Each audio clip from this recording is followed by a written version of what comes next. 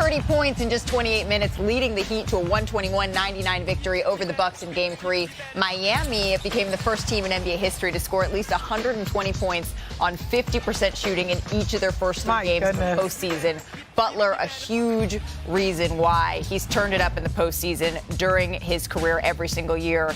Butler has had 90 points through 3 games. That is the most by any Heat player to start a postseason in franchise history. And now, of course, Miami up 2-1 on the Milwaukee Bucks. I would be remiss not to mention, though, Victor Oladipo. Such a bummer to watch that. Prayers we are up hoping for a very, very speedy recovery for him. As we shift our focus to tonight's game, we have the Lakers and the Grizzlies. We have Miami and the Bucks. The Bucks expecting, as Adrian Wojnarowski reported, to get Giannis Antetokounmpo back. So what are you expecting in these two tonight, Perk? Well, I'm expecting the Bucks to bounce back in great fashion. Even if Giannis is not, fully healthy, just having him back in the lineup is going to help everybody else. But when I'm looking at that Grizzlies and Lakers game, that's what I'm looking for. Can Anthony Davis duplicate what he did in Game 3? And is Dillon Brooks going to duplicate what he did in Game 3? And that's absolutely nothing. I'm watching for Dillon Brooks. Forget Ja Morant. Forget AD and LeBron. What is Dillon Brooks going to do? That's who I'm looking to see if he going to show up to the party. Yeah, I have to agree. I mean, he asked for, all the smoke, and now he's taking the heat. So, Dillon Brooks. What, Richard? I ain't got nothing to say. Okay, good, because I'm right. Thank you. And, you have to think about this. What does this do for your reputation? Obviously, we know that he's one of the most elite defenders, but you went at LeBron James. LeBron James did not take the bait. It really, honestly, galvanized the rest of the Lakers squad. And I always say this. I know a lot of times we talk about stars. I think series are won by role players. Yeah. I mean, role players that show up, and, we're talking about the Josh Harts of New York, or even Rui Hachimura having some, consistent games in the postseason. Those key factors tilt the balance to teams so the stars can do what they need to do. Okay, Anthony Davis was 31-17.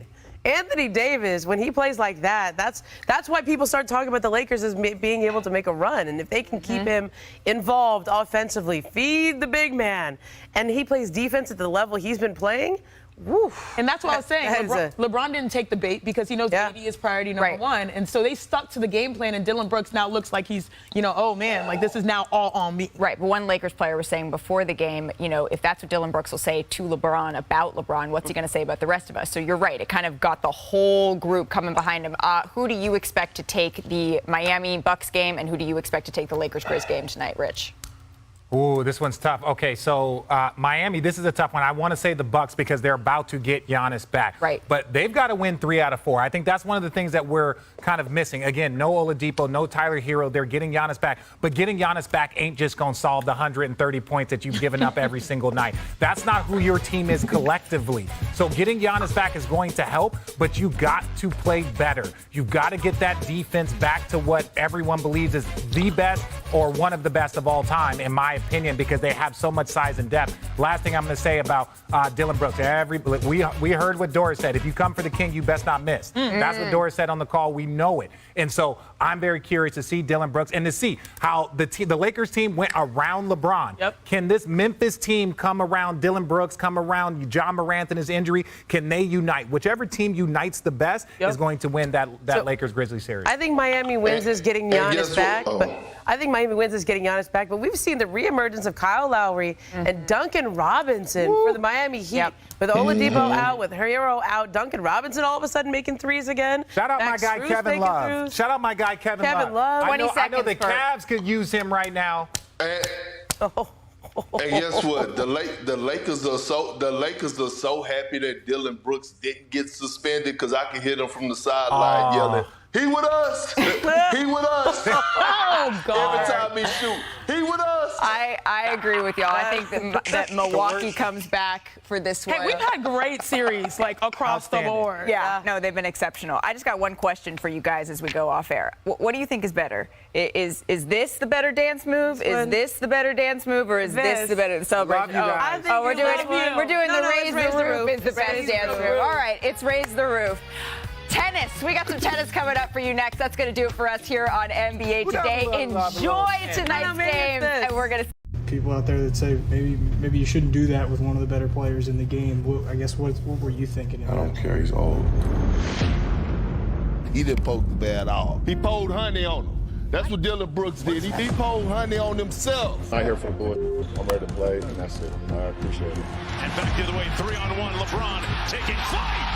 Oh, sent it with his chest. I've been doing this too long. I'm making enough statements. He's been issued a flagrant foul penalty too and has been ejected from the game. Yeah, see you later. Fans making me a villain, the media making me a villain. That just creates a whole different persona on me. So now you think I intended to hit LeBron James in the nuts. I'm playing basketball, I'm a basketball player. This is Hollywood, after all. Yeah. The stage is set for Game 4 as we get you ready. Ramona Shelburne back with us, as well as Tim McMahon, who's covering the Grizzlies for this series. So, Ramona, last game it was a blowout, right? Despite Ja Morant scoring 22 straight, which is wild in the fourth quarter, we saw all that was made of Dillon Brooks, right? But his rhetoric, his behavior, it's part of what makes the Grizzlies, but how are they viewing this internally? Well, every time you ask a question, every time Dillon Brooks does something like this, you go to Tyus and you go to Desmond Bane, because those are the two adults that they always trust in front of the cameras. And they always say, you know, we got our guys back. Yeah. But at some point, you kind of have to wonder, like, why isn't Dillon answering these questions, right? Like, he's the one who puts it out there. And Tyus Jones and Desmond Bane, Steven Adams used to be in that role before he got hurt. It comes to a point where this is where you need some veterans on this team, some guys that kind of take the load off there, because it's always the same two guys who are the mature ones. You know, Tyus Jones has a couple of kids. He's he calls himself an old soul, but they're always having to answer for and back up the talk of Dillon Brooks and sometimes the talk of Ja Morant. Well, I imagine, though, at the end of the day, this is a fine line, because it's what makes the Grizzlies, right? This is what they do. But then, when you look at the box score, and Dillon Brooks is 1 of 7 on jumpers, how is that reverberating? Yeah, if you bark, you've got to bite. And look, you can't brick. Just straight up. And the way that the Lakers are playing him, those were invitation jumpers, right? They're packing the paint, sagging off Dillon Brooks and saying, if you want to beat us with your three-point shot, prove that you can do it. They're not guarding him. Now, you've got the crowd that's on him. You've got that whole thing. If Dillon Brooks is going to silence the crowd, he has to hit jump shots, because those shots will be there for him. And look, I don't think it's a coincidence that Ja Morant really got rolling when Dillon Brooks was off the floor.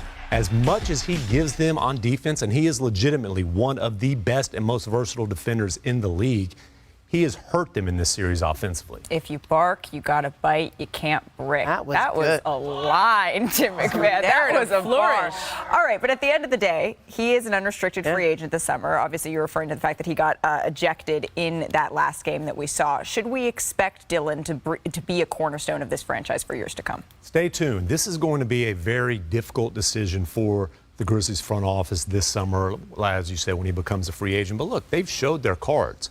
They tried to engage the Raptors in conversations about OG Anunoby. They threw 4 first-round picks at the Brooklyn Nets and said, we want Mikal Bridges. They drafted Zaire Williams in the first round, trading up to get him. They drafted another small forward this year in David Roddy. Neither of those guys are ready for that role, but there's a lot that comes along with Dillon Brooks. If he's not going to be part of this, they have to find a way to replace him. And again, we're talking about a guy who is guarding LeBron James in this series. If they win this series, he's guarding Steph Curry or De'Aaron Fox next round. Not a lot of guys in the league who can do that. Now, the chaos that comes along with him, the shot selection and challenges offensively, they've got to figure out, is this a guy they want to move forward with as a part of their core? That's the balance that they're going to need to figure out, what ingredients all go well to get to their end result that they're hoping for. Game 4 is tonight in Los Angeles, and it